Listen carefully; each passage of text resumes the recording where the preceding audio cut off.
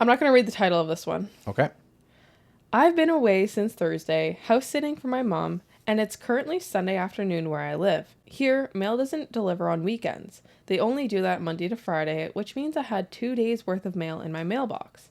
My 30-something-year-old neighbors moved in on Friday when I wasn't here, and she was in her front yard when I was collecting my mail. She goes, "Don't check your mailbox on weekends. They don't deliver on weekends, so don't check it." In a rude Karen voice. If you know, then you know. Already, I know we're not going to have a good neighbor relationship, and I'm hungover and can't be bothered dealing with her shit. So I said, quote, "I know, it's just I've been kidnapped in the basement for a week, so I had to check the mailbox." I don't have a basement. Barely anyone here does in my country. She seemed shocked, but it was an obvious joke with my overly sarcastic tone. Then we both went inside, and that was that.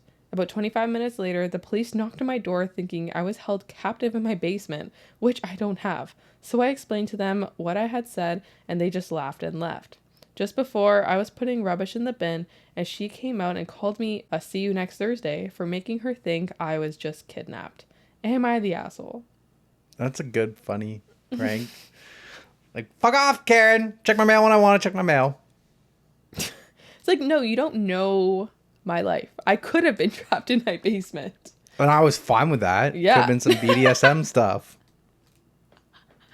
Maybe it was some kinky shit, like... Maybe I paid someone to kidnap me for a week. Like, mind your own business. Why does it matter Right? when I check my mail? What is it to you? Exactly. People just, like, are so bored with their own lives. Gotta get up and in your drama. They need to start some drama of their own. And to make you some should come drama. over and listen to ThreadTalk. That'll give you your weekly dose Exactly. of drama. Exactly. That's why we do this. Exactly.